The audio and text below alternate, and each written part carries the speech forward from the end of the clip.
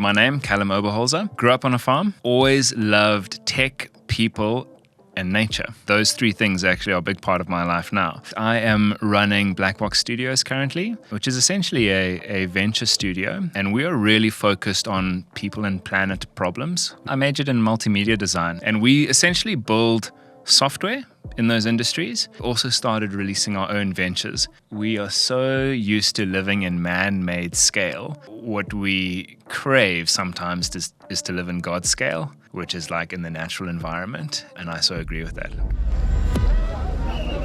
Okay, before we get into this conversation, I know we're itching, but I wanted to give the two teams that make this podcast happen a quick shout out. Firstly, my team from Kive Creative. You guys are amazing. You guys are incredible. We produce high quality, high end podcasts just like this one and a few others that you've seen floating around on the internet. Secondly, we are in Tim Africa Studios. Tim Africa looks after the publishing, the performance marketing, and the distribution of this show and the content.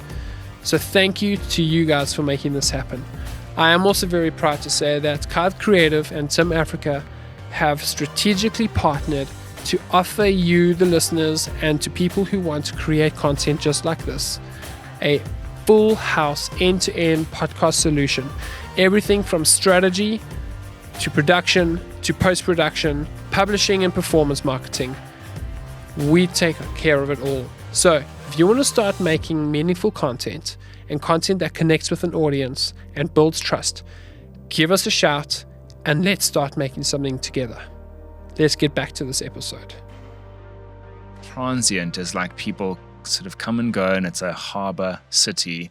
And but you know, a lot of people always want it to be something that I think it's not. So like we would juxtapose it to say Johannesburg is an economic hub, or maybe Cape Town is like a sort of a cultural node, but Durban is like an East African city, as my friend Jamie Turnant always frames it. I think is incredible in the sense that it is a great incubator of incredible people. And I would say its best export is actually people. And so I think like if you find yourself in Joburg and Cape Town, it's quite easy to find the Durban folk there. And they're doing amazing things, like incredible talent comes out of the city. And it unfortunately, I think I don't know if this is a problem or just a part of what it is, but yeah, we don't often have the ecosystems to keep people, but somehow because of that, we do keep generating great folk. We've had some incredible people come out of this place. Yeah. And in like incredible projects, ventures, yes. people, solutions. Yeah. Artists. Yeah. Yeah. Lots. Yeah. That's awesome. So can you talk to us about your transition just briefly from there to Black Box, and then tell us what Black Box is about? Yes. So, you know, I think Jellyfish was a fantastic opportunity for me because they had, you know, international reach. They had really big clients like Skype and Microsoft, and they were like a Google partner. And I got to do some training in London with them. And I was working for the dev team and the video team, but mostly the dev team. They were using me as like a switch resource. And I worked remotely. No, sorry, I worked in the office, but my primary sort of line manager was in the UK. And then some of the other dev guys were in the US. So we're basically working on different like projects, but none of them were really South African. And I think there was just a point where I was like, I want to solve real world problems around me that were contextual using tech. And I saw kind of like the gap for that. Not really a gap, but just like the potential for it. And so that's why I resigned. I was like, I need to take my calendar into my own hands if I'm going to find people that want to do the same things as me. And so I had like one or two like freelance job on the side, and I was living like quite lean at the time. And so I resigned. It was stressful. But I ended up meeting like-minded people and made a priority of getting out and started working with Open Data Durban and built a really great relationship with them, with Rich and Matt, Rich Gevers and Matt Ardendorf. I think like working with them, they had this whole mission of basically making government data accessible to civil society to build tools that would solve civic issues. So very pro-democracy and like wanting to basically provide, like build tools that kind of help just help everyone participate in democracy. And they grew, and I was contracted to them, and I worked like almost, integrally as a part of their delivery pipeline for a while. And so as they grew, I was able to hire more people that like worked for me. And essentially, there was a point where I was like, I was really involved in our church plant, and for a large part of my life, I thought that I might actually plant a church. But I got to the sort of crossroads and was like, either I'm going to start a company and kind of take some of these sort of Christian kingdom renewal ideas or redemptive entrepreneurship of like through business, basically leaving sectors better than you found them. It was either going to be that or it was going to be church planting. And then, as history would have it, I moved into starting a company. And so that really was the start of Black Box at the time. And I would say Black Box just purely, there was no romantic vision. It was kind of like I'm looking for purpose, but at the same time, I need a vehicle to navigate the landscape. And a company seemed like a good idea for that because I could build a company. It gave me flexibility. I could build something, but then at the same time, not define it just yet. And basically let it be defined as one discovered what was kind of happening around within the Durban, South African context.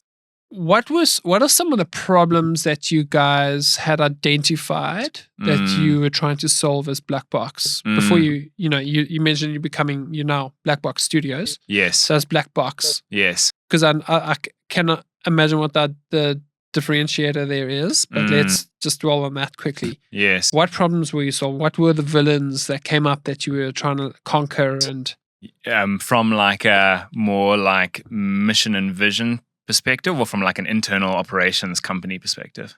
A bit of both. Either, yeah. So maybe some ops and then some, like you said, real world issues. Yes. Like what were those issues that you guys were dealing with? Yes. I think like from a 30,000 foot view, we wanted to use tech to make people's lives better. And I think I didn't really know at the time what that actually meant. But I knew that I wanted to see people around me flourishing, and I knew that there would be some low-hanging fruit that I could use tech at scale to start, chipping away at these problems and contributing. But I'd say it right in the beginning, I didn't really have a clear idea. I was very interested in the sort of the civic tech world. And I think being, working with Open Cities Labs or Open Data Durban at the time, they were very civic tech orientated. And then I got to work with University of KwaZulu-Natal and even PwC a bit. And there were always things that were, we didn't actually work on a lot of like commercial sort of, a lot of for-profit stuff then. But I think like as we sort of started to progress, one realizes sort of the constraints of what problems you can solve with tech and what you can't. So obviously there's a lot of like people and sort of bigger systemic issues. Which you can or cannot solve with tech. I think you can't solve with tech alone. Okay. Yeah. You really need to understand the sort of the bigger systems that you operate within and the environments that you operate within, particularly in the South African context and the socioeconomic sort of environment that we operate in. So have you found that, there's so much stuff coming out of the States and on the internet, which is primarily coming out of the States, yes, which talks about building businesses and you do this and have this strategy, have that strategy. Yeah. Have you found that you can't just pull that stuff Yeah. from what they say and put it into our context. Yeah. What are your thoughts on that? Yeah, especially within the tech space, because you obviously have Silicon Valley that's like, dominated a lot of it. I mean, they have come up with some really good stuff, like the whole sort of strategies of product market fit. And I think one of the things I really didn't appreciate was like sort of the fail fast approach, which I think in our like context as Africans, there's such like nuance in terms of our cultures. And the fail fast approach really like put the risk on your market or your audience. And it was kind of like, Uber, for instance, like we can forget about legal parameters of different countries. We're kind of going to risk it. We're going to sink all our investors' money into just like market share, building headquarters in whatever country we can. And then we kind of like let the other stuff catch up with us later. I think those types of ideas I thought were very damaging, particularly from the West. And I do think like there's so much gold in the way of life, like from an African cultural perspective, that I think still needs to find its way into how we design.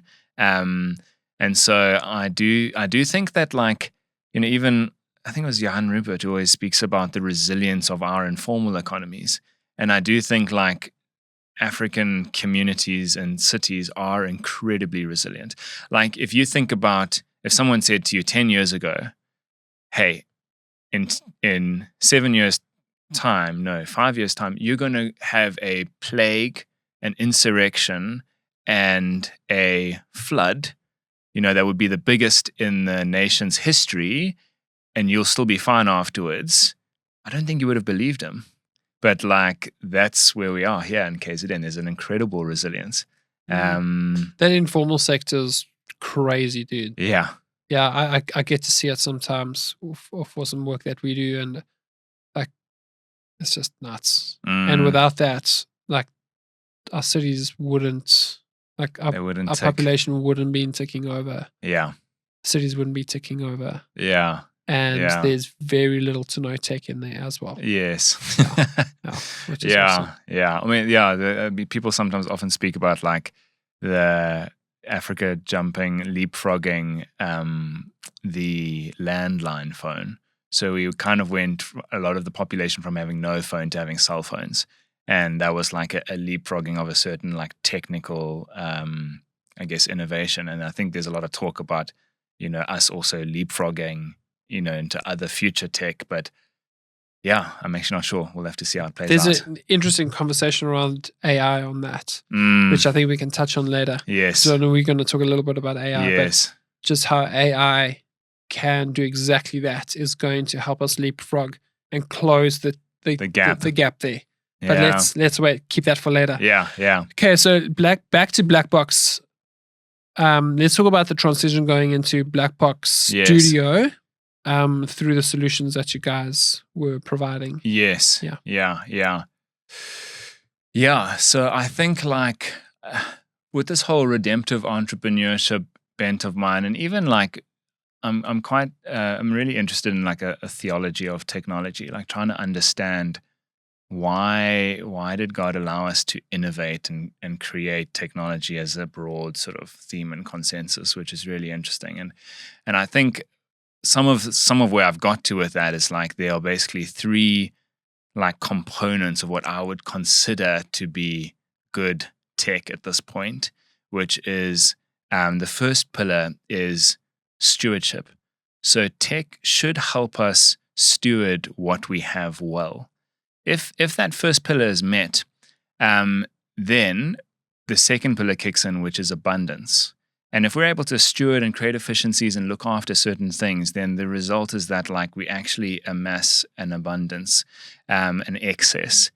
Now, those two together are good, but the abundance becomes unhealthy if it amasses and it's not actually distributed. So the third pillar would be access. And so I think that like good tech should basically have these principles of stewardship, abundance, and access. And I think from Black Box Studios' perspective, those for me are like quite core underlying philosophies. But what we're really trying to do now with Black Box Studios is to operate in what I would say like is the counterbet of the AI hype. So, the world and AI is going in one particular direction, which is very obsessed with data and knowledge and prediction and intelligence. And I think what we're sort of operating on in the background is saying there is a reduction of human connection that's happening as a consequence, because the increase of automation is just meaning that me and you don't have to talk to as much people as we did before. Like even with, say, your delivery apps, you didn't have to go in and actually have a relationship with the Checkers lady or whatever. And so I think what we're setting out to do with Black Box Studios explicitly is to restore human connection and our relationship with the planet. So it's the human element. And like we really care about people, but we care about people in the sense that like we believe that when we connect people in different ways, it's always good. And then and our relationship to the planet is also quite integral with that. We're still figuring out some things about how this all fits together, but like OpenSeat, for instance, we're directly challenging or we're trying to solve the problem of loneliness, right? And we say that the best way to do that is through meals, through hospitality in homes. There's something about the home when someone invites you. The power of invitation is so key to belonging. Because like if you feel like you don't belong, it's because no one's actually inviting you. And when someone invites you to something, there's a sense of like, I am wanted. And so what we were trying to do there is just saying, let's try and shift culture towards opening their homes and extending invitation to the stranger.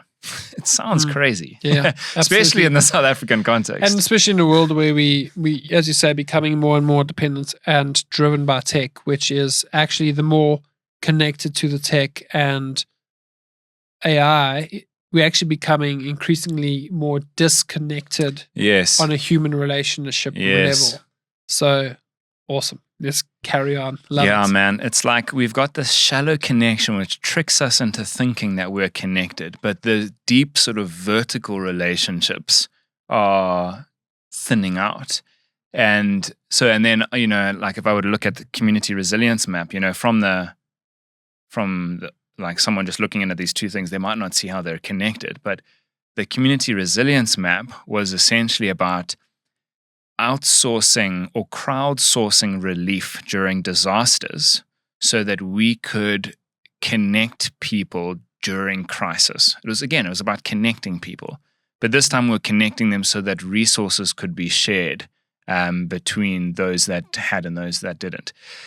And maybe like, one last thought or point on this whole connection thing is there's a great book by Mark Sayers called Platforms to Pillars. And what he says is that essentially we've like moved into a platform society whereby our knowledge, I paraphrase, is like kind of distributed horizontally.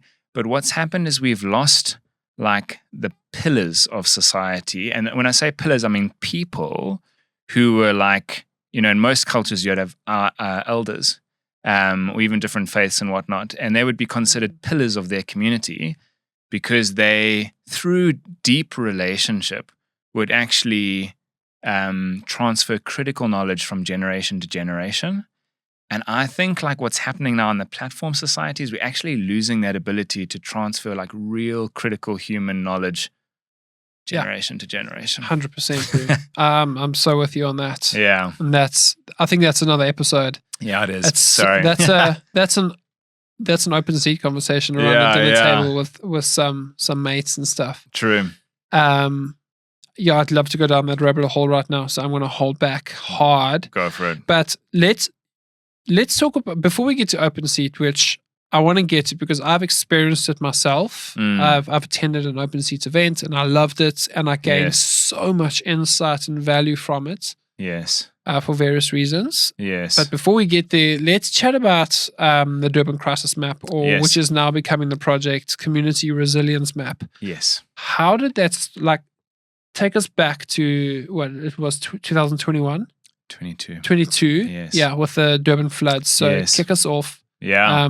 I'm just going to get a sip of water in the meantime. Yeah, sure, man. I mean, I remember it so clearly. The flooding had started, I think it was on like the Monday morning, and we were looking out our windows and it was flooding. And I just, at that point, I had worked with a friend of mine in Kululeko who had built some like Google Maps before to try and assist with the riots. And we kind of started chatting. We were like, hey, can we build something now to help out with the floods? And we then realized that actually we could, because I had built quite a few like interactive maps before, just for other partners, etc. And so as a team, and my team, we actually downed our tools and we're like, okay, let's work on trying to build one design nonstop until we've got something, and release it onto some WhatsApp groups and see if it's feasible to help in the situation. And so we basically created this little design. I think it was on like Miro, and it was basically a map with like 2 buttons: I need help or I can help. And as if you click the I need help, the idea was that you had put in the information, including, like all your personal information. It was like phone number, name, email address, GPS coordinate of where you were right then and there, what your need was, and like a little bit of a description. And then basically you submitted that and the thing popped up. And then on the other side, it was like sort of the same information, but the resource that you had. So we just wanted like a map that would show everybody who had resources and everybody who had needs, and then they could click on the various pins and just call the person. Yeah. So we weren't like, all the technology was doing was surfacing the needs and the resources. Incredible. And allowing people to like call. And so we worked nonstop for 36 hours and we took shifts, and we were just like, we're going to code until we've got something. And then we did, and we sent it to a WhatsApp group, a crisis response group. It was actually with Russell Curtis and some groups that he had organized, Heal Our Land, and I think Domino were part of it. And they then gave us some feedback. We did another quick iteration, and then it was working. We put it onto Twitter, Eskom Sepush actually sent it out to their whole KZN database, and then it went viral. Yeah. That's amazing. You guys coded to death, fingers bleeding, eyes bleeding, brains just numb. Yeah. I love that you did it in shifts. Yeah. So this thing's now released into the wild, as I like to say. Mm-hmm. What feelings were going through your body and the thoughts going through your mind in that moment where you started seeing, like, this thing's actually kicking off, and it's like it's actually genuinely helping? Yeah, it was exhilarating. I'm not gonna lie.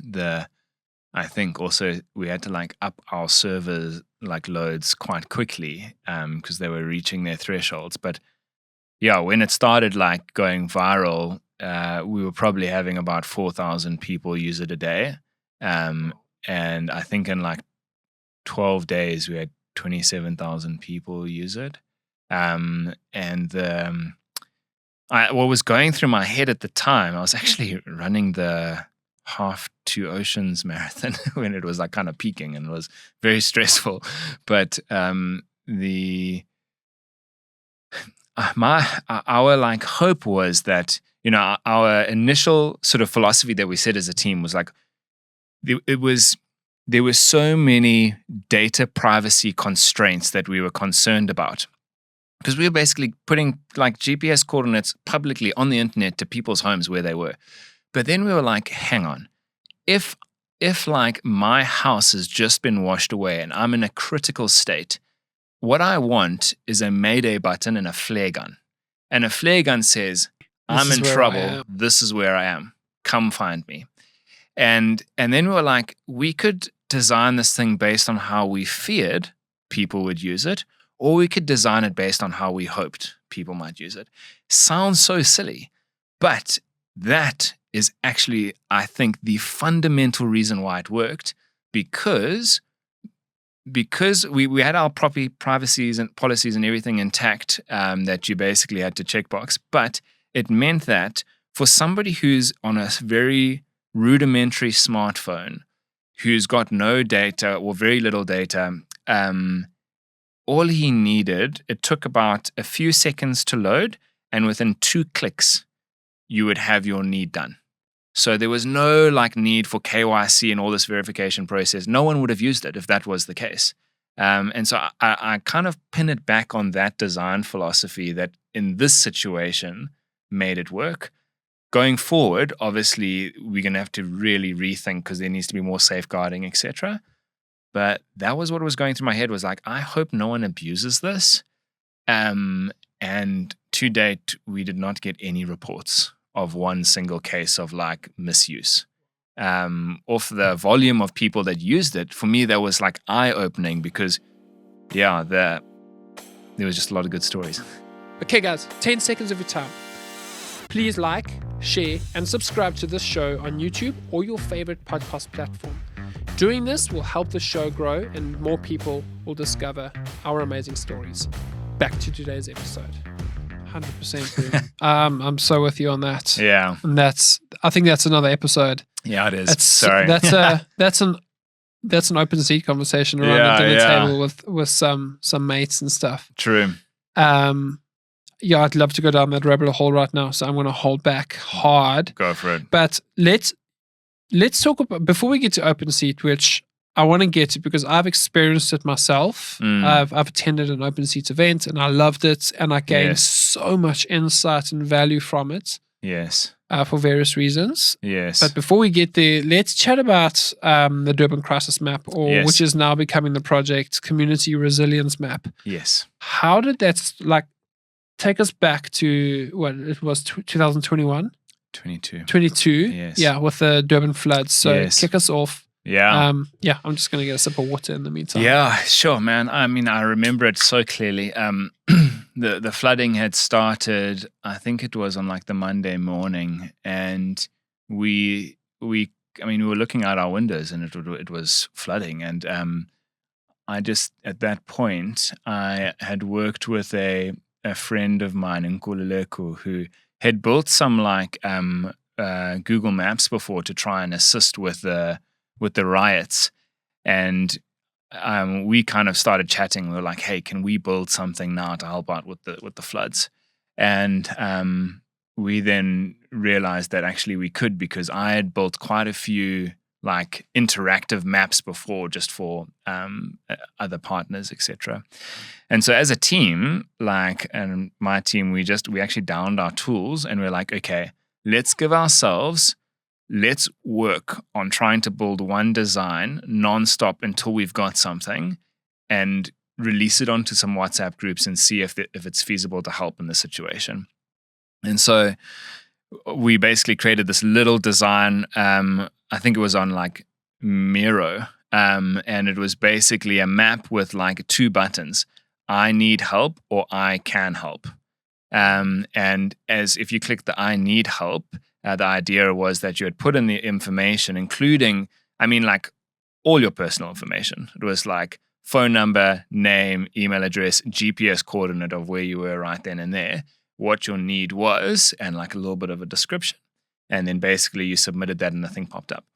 And then on the other side, it was sort of the same information, but the resource that you had. So we just wanted a map that would show everybody who had resources and everybody who had needs, and then they could click on the various pins and just call the person. Yeah. So we weren't all the technology was doing was surfacing the needs and the resources. Incredible. And allowing people to call. And so we worked nonstop for 36 hours and we took shifts, and we were just we're going to code until we've got something. And then we did, and we sent it to a WhatsApp group, a crisis response group. It was actually with Russell Curtis and some groups that he had organized, Heal Our Land, and I think Domino were part of it. And they then gave us some feedback. We did another quick iteration, and then it was working. We put it onto Twitter, and yeah, Eskom's a push actually sent it out to their whole KZN database, and then it went viral. Yeah, That's amazing. You guys coded to death. Fingers bleeding, eyes bleeding, brains just numb. Yeah. I love that you did it in shifts. Yeah. So this thing's now released into the wild, as I like to Yes. say. Mm-hmm. What feelings were going through your body and the thoughts going through your mind in that moment where you started seeing Yeah. like this thing's actually kicking off and it's like it's actually genuinely helping? Yeah, sheesh, it was exhilarating. I'm not gonna lie. I think also we had to like up our servers like loads quite quickly because they were reaching their thresholds. But yeah, when it started like going viral, we were probably having about 4,000 people use it a day, and I think in like 12 days we had 27,000 people use it, what was going through my head at the time, I was actually running the Half Two Oceans marathon when it was like kind of peaking and it was very stressful. But our like hope was that, you know, our initial sort of philosophy that we set as a team was like, there were so many data privacy constraints that we were concerned about. Because we were basically putting like GPS coordinates publicly on the internet to people's homes where they were. But then we were like, hang on, if like my house has just been washed away and I'm in a critical state, what I want is a Mayday button and a flare gun. And a flare gun says, I'm in trouble. This is where I am. Come find me. And then we were like, we could design this thing based on how we feared people would use it, or we could design it based on how we hoped people might use it. Sounds so silly, but that is actually, I think, the fundamental reason why it worked, because we had our privacies and policies and everything intact that you basically had to checkbox, but it meant that for somebody who's on a very rudimentary smartphone, who's got no data or very little data, all he needed, it took about a few seconds to load, and within 2 clicks, you would have your need done. So there was no like need for KYC and all this verification process. No one would have used it if that was the case. And so I kind of pin it back on that design philosophy that in this situation made it work. Going forward, obviously, we're going to have to really rethink because there needs to be more safeguarding, etc. But that was what was going through my head, was like, I hope no one abuses this. And to date, we did not get any reports of one single case of like misuse. Off the volume of people that used it, for me, that was like eye-opening because, yeah, there was just a lot of good stories. So can you share with us a story that was there a story that shifted something inside of you? Yeah. I mean, there was a story that shifted something, and also just what I saw that people needed. So I think the first thing that like made me weep was one of the needs was we need a TLB to dig out some of our family members from under the ground, and in a township. And I think at that time you just realize the poor infrastructure that exists in some of these areas. And I think like seeing those needs being surfaced was quite devastating. But then also seeing like people offering everything from like 100 Rand airtime to Checkers 60 parcels to handyman services, gates, drone squads. Like there was one story where someone was like, there was a woman down my street who the floods had washed away all her baby formula, and they couldn't get from the shops, and the baby needed baby formula. And so he just walked down the street and met this person for the first time, gave them baby formula, and like that relationship was made. But I think probably one of the more significant stories, which I only found out a year later, was an organization called Heal Our Land that was using the map for some of their operations. And they had brought, I think, trucks, or they had organized food from Cape Town and I think maybe Joburg. But they were able to deliver 600 tons of food to 52,000 people over that period using the map, which was like, that's scale. that's pretty insane. But that happened off of the app, the tool that you made available to the public for free. Yeah. With your blood, sweat, and tears. Yeah, that is an investment that's worth it. Yeah, I mean, kudos to Ayanda and Pagamani and Carla and Jean-Luc and that's amazing, all the others that were working out. I love, I read an interview that you did where you're talking about the Durban Crisis Map, and you alluded to it now. You said the success of this technology invention was in building it from the posture of hope and not a posture of trepidation. And you did mention it now. Can you just unpack that a little bit? And just for the listeners who are listening on that, like, what is that and how do we do it? Yeah, sure. I think like underpinning that is this, like, societies can be built on fear or on love, and like we choose, how we engage.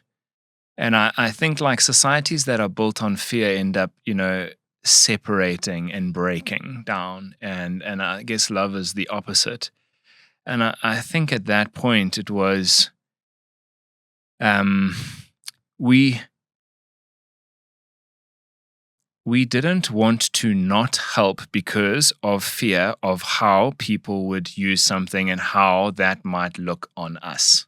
So the decision was made that like, it seems risky, and I think love is risky and hope is risky. But at that point it was like, we can't not do this and contribute because of fear. We're going to have to like, it was like sort of, split second type decision making that we were doing at the time. It was, I still don't know how to actually practically advise people how to design with hope, because that does sound very, like esoteric and whatnot. But I do think there's something to be said that we can't let fear dictate the whole time. And I think like, love drives out fear, but fear can also drive out love. And that like really does play a role in how we work and build things out in our relationships, etc. Yeah. Yeah. So I'm also still trying to think that one through. Do you think it might have something to do with being willing to take the risk for the sake of other? Yeah. I do think so. I think there's this moment where you're like, if we get this wrong, there could be serious legal repercussions for us. Like, what if, there's an instance where there's somebody who's trying to help another person who thinks that the other person is in need, but it turns out that they've got like, another agenda, and they rob them or whatever. Yeah, that would have been horrific. But we just realized that those are really like, often it's just the narratives that we are fed that those are front of mind. But like statistically, they're peripheral. And so I think it was like making decisions that was around that's like, we're not going to let the big sort of scary fear-based ideas dictate and cause us to basically be paralyzed. Because that is the thing about fear. It's paralyzing. Yeah, 100%. And we need to move. We need to do things. Yeah, that really resonated with me, because I think we by default do a lot of stuff out of fear, and because there's all this policy in place, or there's cancel culture, or whatever the lame excuse is. Yes, and it's like, I think we play things way too safe. Yes, and it's not, when fear masquerades as safety or as wisdom, it's like, what are we doing? Yeah. It's self-preservation at the end of the day. I think for us to encourage the listeners and myself and maybe you is when we are doing business and we are providing solutions and we are, producing podcasts or Yeah. building apps or Yeah. making clothes, like let's find ways to take the risk and play the long game. And do it not from a place of fear, but from a place of hope. And I think people sometimes make the mistake of thinking that hope is not like calculated. Yeah. Or it's like, because I think you can measurably, and maybe we don't have enough of the language for it now, but like I do think that risk is so healthy, and like calculated and measured risk, we need to do it. We need to be like a people that go out there and do things and we think about it. But when we isolate and we self-preserve, man, we start to like I mean, that's been a part of my journey as a business owner, is learning how to take risk. Not fear the potential perceived outcome that may or may not happen. When part of my journey has been learning to let go of that fear and pushing into the risk and taking the risk. Yes. And that's scary, dude. It's like that moment just before you jump off the cliff is the worst. But when you're cruising, 160 kilometers an hour to the ground. Yeah.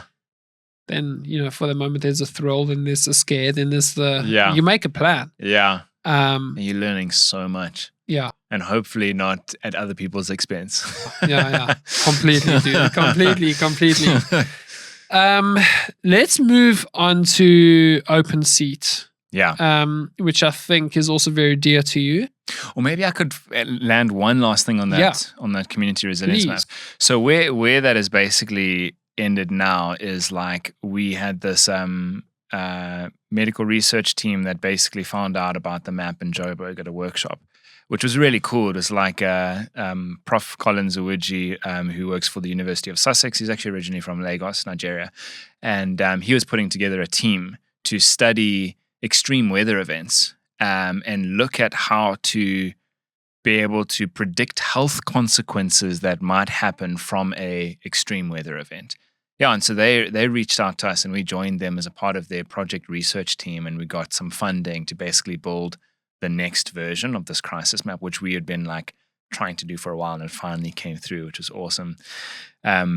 But yeah, so we've partnered with them, Project Astra, and I think it was funded through the University of Sussex, but it's by the National Institute of Health Research from the UK.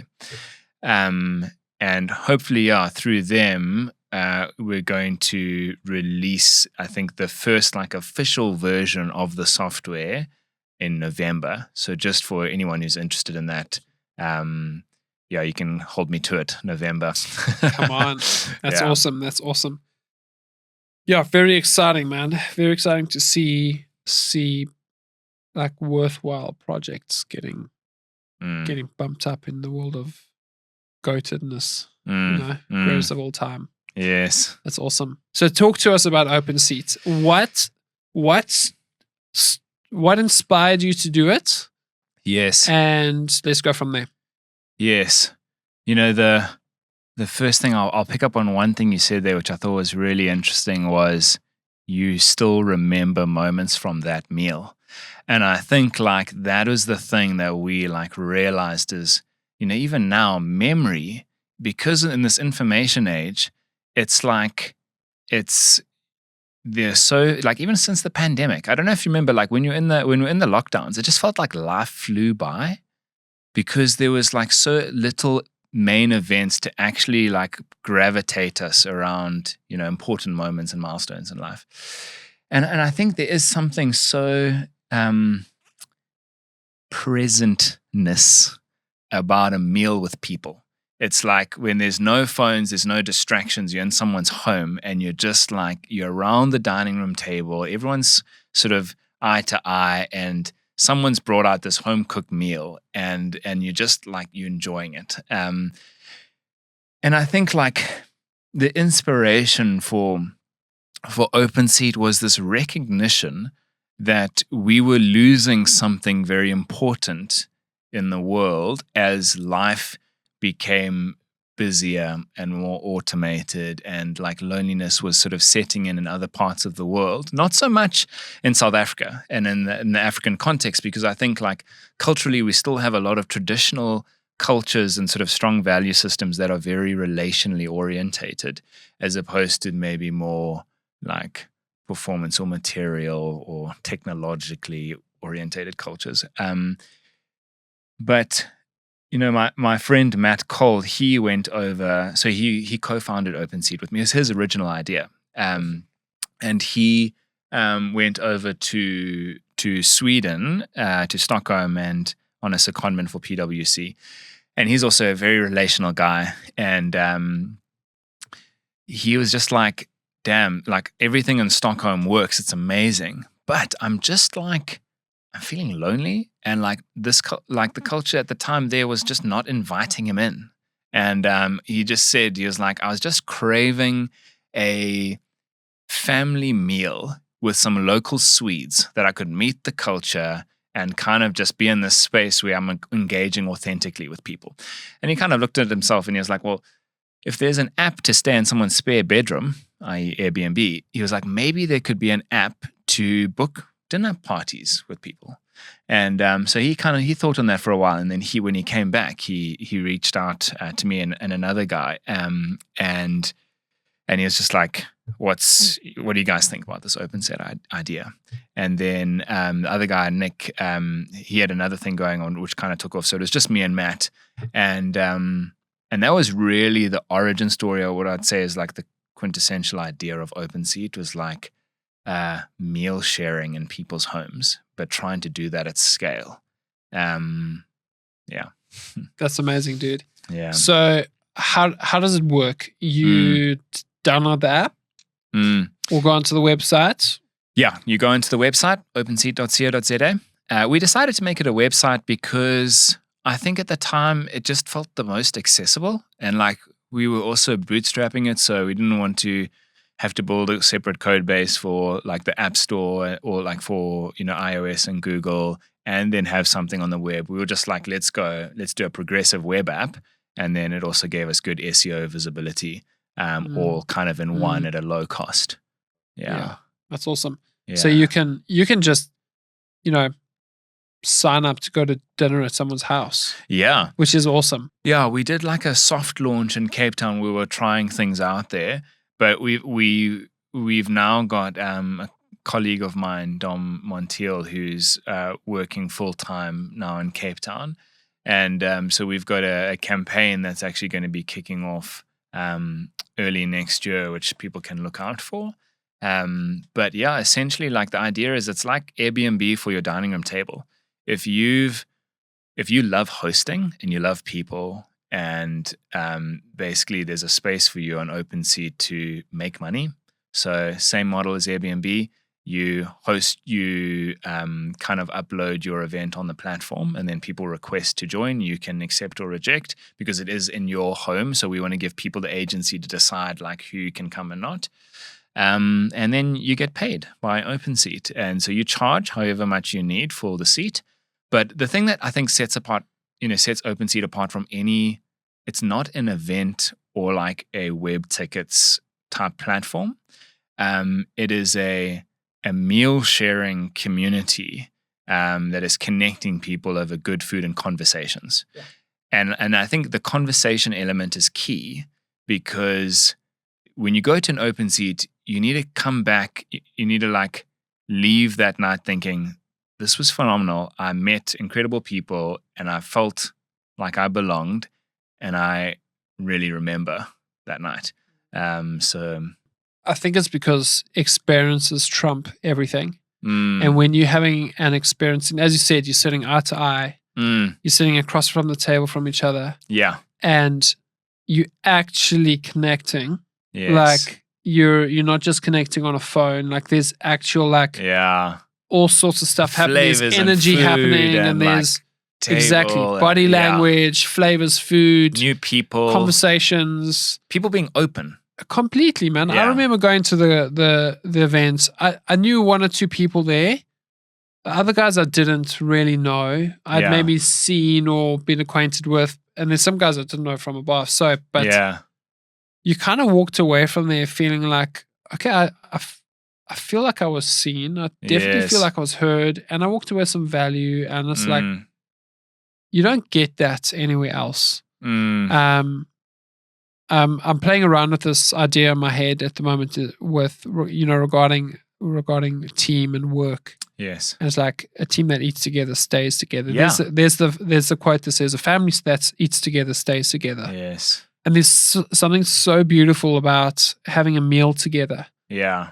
that you just cannot escape. Like Yeah. there's nothing that can beat that. No.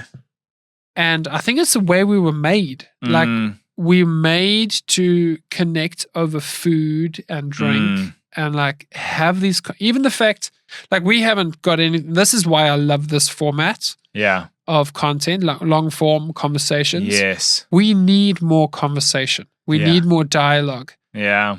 Add some food here and we're golden, right? And yeah.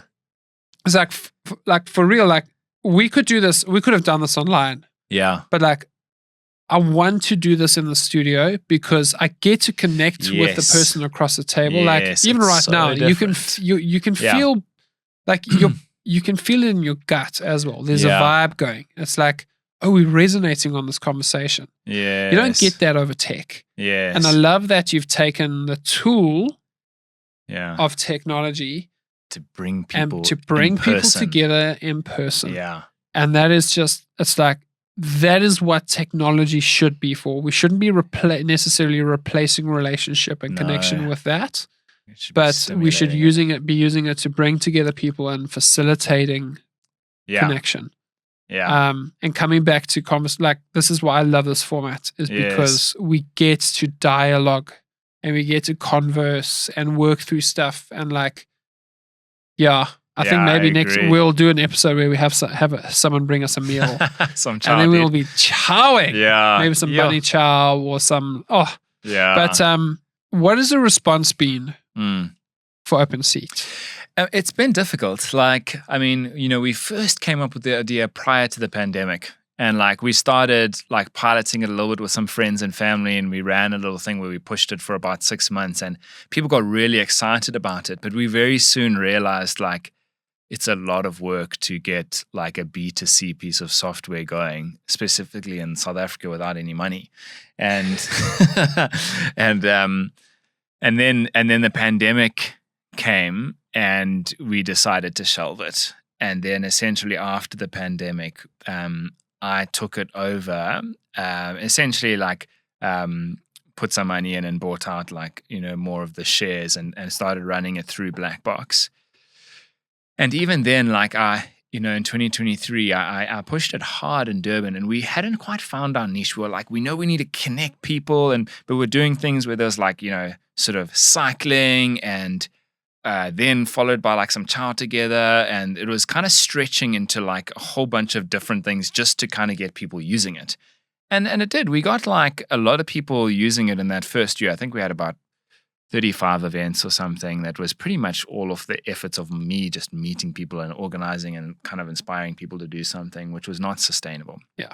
And I kind of burnt out at that point, and then we started like rethinking things.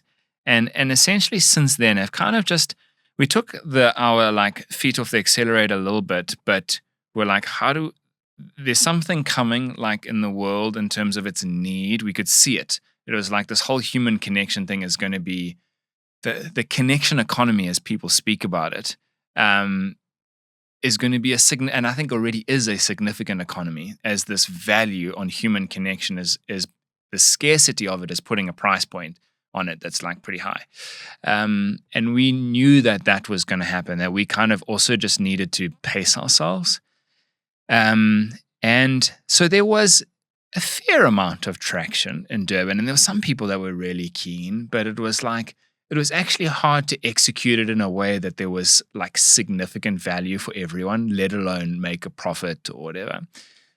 And then I think in 2024, we saw the story of Time Left, which started in Paris and started by a guy who'd actually had a media company before, and he had taken a sabbatical, about a year off, because his company went through an acquisition and it was quite difficult. And anyway, and he suddenly realized I've only got so much time left, and he started playing around with different apps, and then he started this one app which was like connecting people in restaurants. And basically what he'd do is he'd send a bunch of forms to his friends and then look at their personality types and then be like, okay, you 5, I'll organize dinner for you at this restaurant. And they loved it. And then so he started doing that by himself a lot using Typeform. And then he built like a small little app. And that story, he basically went from like a couple of $100 a month recurring to $1 million a month recurring in 7 months. And then he went from $1 million to $10 million recurring in the next 7 months. So in 14 months, this thing started spreading from Paris, Europe, into America, and it was just people desperate to meet new people in restaurants.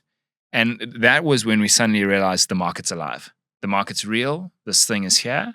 We can't play games. We need to now actually be a bit more aggressive and take some bold risks. And that's what we're trying to do now, and trying to raise a pre-seed round, that sort of stuff, to take OpenSeat. That's awesome. Beyond our borders. So you're operating from a place of hope. Yeah. I think I just realized like hope and risk. Yeah. Like you can't take risk without hope. Yeah. Yeah. Completely. And it's not like it's not that it's not measured. It's really considered, and it's crucial. And there's a lot of effort. It's not kind of like, chuck something and hope that it all plays out, which is what some people have kind of, I think said to me before. It's like, you can't base everything on hope. And I don't think we base everything on hope, but it's definitely a theme. It drives us. Yeah. Yeah. So OpenSeat. So Durban, Cape Town. Yes. Anywhere else in South Africa? Not currently. Okay. Just Durban and Cape Town currently. And we would love to get it into Joburg. I think like we've taken that typical journey of like we've bootstrapped as much as we could, and I've put money into it, and through Black Box we've invested into it as well. And then we did get an investor from the States who put in some money as well. Not like anything ridiculous, but it was enough to like bring somebody on and have a full-time salary and stuff. But I think now, like, what we're trying to do is we've got enough of a case study from what we've done so far to say, like, hey, there's real potential here. The South African market, we could probably, my best estimate is about 2.5% of the South African market is currently serviceable for OpenSeat for like paid meals, because of just the amount of people that actually have disposable income to buy a ticket to go and have a meal at someone else's house, or order off of take a lot, or order off of Mr. D. Or yes. So we would love to see OpenSeat be used a lot more outside of that quite niche 2.5% at the moment, and that does happen through sponsored events, but that's a reality at this point. Yeah. And so yeah, I think for us we've realized that we could only bootstrap so far, and now we actually do need to go a little bit of the venture route to get some scale. That's cool. Dude, I've absolutely loved this. I've loved hearing you share. I've loved hearing and watching from a distance your ventures and the things you're doing, and you and the team. When I say you, it's you and your team. Yes, yeah. Like, you can't do it without your team. And, Yeah. Something I'm really intrigued by is who have been some of the guides, who have been some of your mentors, like people that have come alongside you that you couldn't have done this without. Like, yeah. Who and what? Like, who's guided you? Who's, Yeah. Yo. I think there are huge amounts of people that I think have supported me along the way, and I think like I could mention about 20 names. I think first and foremost my wife, just because Roanne Oberholzer, she's like, in 2023 we went through a season where like Black Box was essentially stripped down to its bare essence through a bunch of different factors, and and I couldn't take a salary for 6 months. So like my wife like provided the capital, for and told me like to continue. And it could have been so easy awesome, to just quit at that point and like Yeah. go pick up a job or whatever. But so she really did stand by my side at that point. And then, I think I've had some great mentors, Grant Hazel, Jamie Turnant, and just people around me, even on my board, like Godfrey Mgawa, like just a really good friend.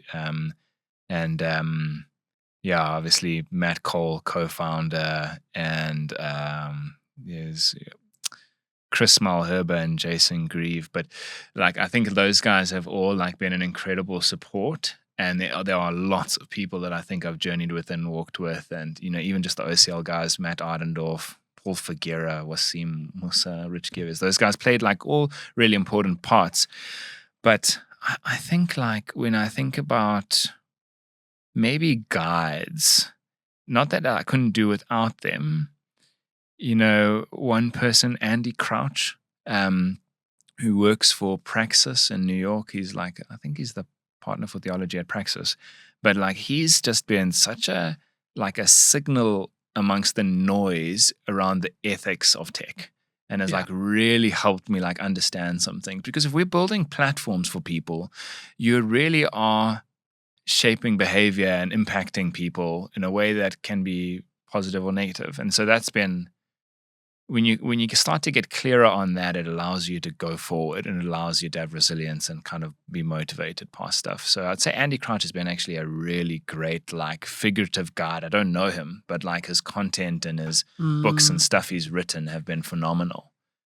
He's got a great piece on like artificial intelligence called We Don't Need Supercomputers, We Need Instruments, but we can touch on that. Okay, so I mean, that's actually a good segue into, we've spoken a little bit off camera about, and it's obviously a big topic, and I love the phrase you used earlier, AI hype, because I think AI is way overhyped right now. Yeah.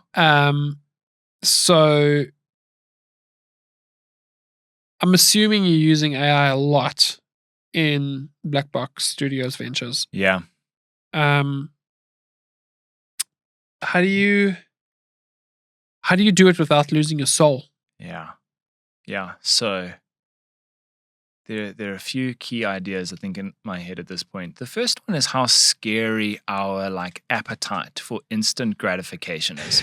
To bypass everything so we can have something now, and relationships aren't instant. So that's partly why I think the connection economy is going to become a thing, is because relationships take work and they change you. And if we can get something instant and bypass the need for relationship, like that's a quick fix. And so like that topic that I mentioned there by Andy Crouch, who writes this article on we don't need supercomputers, we need instruments. He basically compares tech and he puts them into two categories throughout history. One is devices, where our fascination with magic, i.e., no effort, immediate reward, is linked to like that instant gratification sort of column. And then he says, so you've got like tech in the world that has been in this device column of like instant gratification. You can go back to like the alchemists and like the desire to like find chemical compounds that would make them extremely wealthy instantly. Then you've got instruments. Now, the beauty of an instrument, you think about a trumpet or a piano, it's technology, but the thing about the instrument is there's a relationship between the person and the tool. And you got to learn how to use that instrument. And in the process, you change because now you like acquire the skill. That's amazing. And there's something so like key in that. And he makes the argument that almost any piece of tech can be an instrument, depending on like the regulations and the way that you interact with it. So like my phone could be a device or it could be an instrument, depending on how I use it. Like Duolingo can help me learn a new language and it's going to change me, or I can just scroll and I'm not going to change. So that has helped me in creating tech and how we use it as well. Is like I use AI, I'm trying to use it as an instrument where I am learning and changing, and it's like I'm partnering with various agents as I build things, but they're not just doing it for me. Yeah. Sometimes they do. Yeah. But like I'm not trying to like contribute to AI slop in the world. Like I think we need honesty and truth. And it feels like the Achilles heel of AI is hallucinations and deceit. So I think like I'm very aware of AI content, but I'm also very aware of the capacity that AI as a super tool or super instrument, if wielded correctly, can bring a lot of beauty. Long answer, but yeah. No, that's a great answer, and I love it because, I mean, as a musician myself, I'm a drummer. Nice. And I know that playing that instrument and learning how to play it over the years and playing it for many years has, in a huge way, shifted who I am and changed me. Yeah. Not just the playing, but the experience of it and doing it with people. Yes. But I also know that that kit can cause a lot of harm. Yeah. If not used and wielded correctly. Yes, yes. And it's the same with any instrument. Even, let's not even talk musical instruments. It can be anything. Yeah. And I love that. We need more. We need to look at it as an instrument, not as an escape from hard work. And it's so hard because we're wired for the easy way. Like, yes, maybe we're not wired for the easy way, but we certainly are trained to go for that by default with the dopamine hits and the but like, and the absolutely. Yeah. And I think we need to learn to work a bit harder for things. Yeah. But much deeper. And AI can do that. Like, yeah. Absolutely. You can learn how to work with it in a way that there's a bit of a relationship. But I think also I once heard the phrase, which has stuck with me, by a guy, his name's Tony Renker. He writes also a really good book. But he said that tech is not like, it's not good or bad, but it's not neutral either. And that's like a bit of a paradox because people are always like, no, tech's neutral. It just depends on how you use it. But there is like, it is designed by broken human beings a lot of the time. And yeah. And so like, I think people can't fall into the trap that thinking that everything is just neutral. And I do think this AI era that we're moving into is incredibly significant and requires a lot of intentionality and thought, and regulation needs to catch up, and self-regulation. Yes. That's been the downfall on the social media side for humanity, is the lack of self-regulation. Yes. I think we depend. I mean, we can keep going here. Yeah. But maybe last comment from my side on this would be, we've become so dependent on external, what's the word? Constraints or restrictions to like manage ourselves. Yeah. And I think that's the one thing that has been lacking in the social media space, is the self-regulation. The regulation of self. Your own boundaries for your own self. Yes. And learning to manage yourself. True. And I speak as a victim of it. Yeah. Not as a pro at all. Totally get you. But again, like I use tech as an instrument to help me not fall into the dope trap. Yes. So I've got like apps which, like, it's taken all the color off my phone and taken all the icons off. And I've literally got a list of apps that if I want to go into Instagram, I have to wait for 25 seconds to say, yes, I'm sure I want to go into Instagram for 5, 10 or 15 minutes. Oh, nice. And it's been amazing. That's cool. A little bit of friction introduced. Introducing friction. Yeah. So that we're not just mindlessly performing on autopilot. Yeah. That's great. Bro, this has been an absolute pleasure.